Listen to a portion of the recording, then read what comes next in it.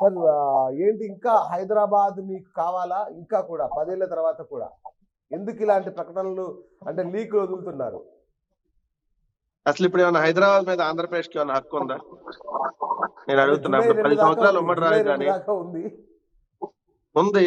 July ఆ! 2 వరకు official గా కేంద్ర ప్రభుత్వం ఇచ్చిన దాని ప్రకారం ఉంది. కాకపోతే యెస్. హైదరాబాద్ నుంచి వచ్చే ఆదాయంలో ఒక పైసా కూడా తీసుకోవడానికి ఏం లేదు కదా.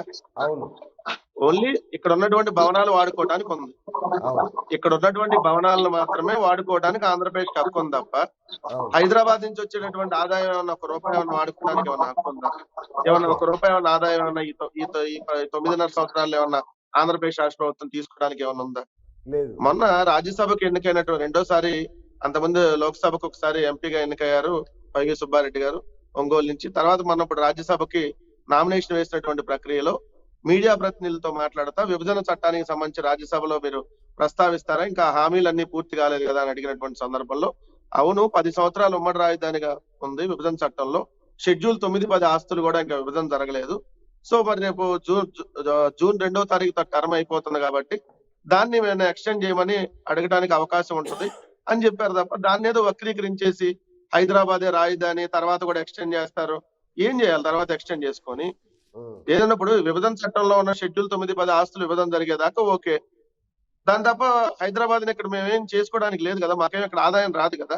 So okay. ఆంధ్రప్రదేశ్ రాష్ట్రంలో అమరావతి, విశాఖపట్నం, కర్నూలు 3 కేంద్రాలుగా 3 రాజధానులు ఏర్పాటు చేసుకోవాలనేది మా ప్రభుత్వ నిర్ణయం. అది 2019 డిసెంబర్లోనే మేము అధికారంలో వచ్చిన మొట్టమొదటి 6 నెలల్లోనే మేము డెసిషన్ తీసుకున్నాం.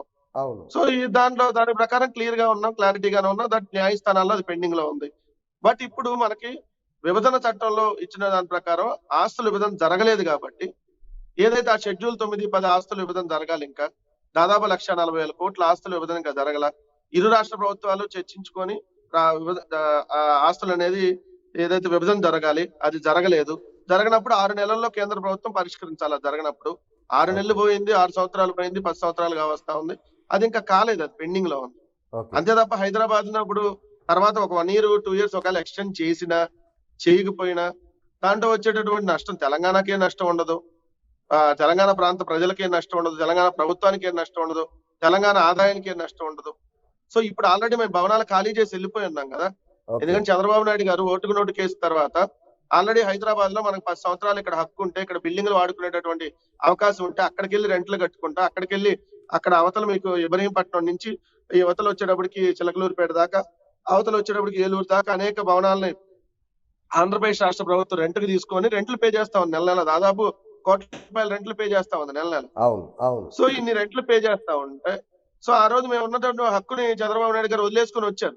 వదిలేసుకొని మళ్ళీ వచ్చినాక మళ్ళీ ఎంప్లాయీస్ అందరిని తీసుకొని వెళ్ళి మళ్ళీ వెనక్కి వెళ్ళి మళ్ళీ అక్కడే మేము భవనాల్లో రన్ చేస్తా ఉండడానికి ఇంకా పాసిబిలిటీ లేనటువంటి అంశం కదా. అంటే ఎందుకు సో వచ్చి ఆయన సడన్ గా మాట్లాడింది ఒక అంటే సందర్భం. సెంటిమెంటల్ రగిల్చే ప్రయత్నం ఏమైనా చేస్తున్నారా? ఎవరికి సెంటిమెంట్, ఏముంటది సెంటిమెంట్? నాకు అదే అర్థం కాదు. అంటే రాష్ట్రం ఎందుకు విడిపోయి 10 ఏళ్ళు సడన్ గా అయింది. హైదరాబాద్ మీద మీ ఆకాంక్షను ఎందుకు ఇలా బయట పెడుతున్నారు అనేది ఇప్పుడు ఆ తెలంగాణలో ఒక ఆందోళనకరమైన అంశంగా మారింది ఇప్పుడు. తెలంగాణలో రాజకీయ పార్టీలకు ఆందోళనకరం ఏమైనా ఉంటుంది? ఎందుకంటే రాజకీయాలు రేపొద్దున ఎంపీ ఎలక్షన్ వస్తుంది కాబట్టి. అవును. మాకేం రాజకీయాలు లేవు, మాకేం సెంటిమెంట్లు. ఇక్కడ తెలంగాణ ప్రాంతంలో మేము వచ్చి నివాసం ఉండాలనో లేదంటే తెలంగాణ ప్రాంతంలో మాకు హక్కు ఉంది ఇచ్చేయండి అనో మేము ఎక్కడ అంటలేదు కదా. ఉమ్. హైదరాబాద్ హక్కు లేదని చెప్పి మాకు కేంద్ర ప్రభుత్వం డిసైడ్ చేసి పంపించేసింది.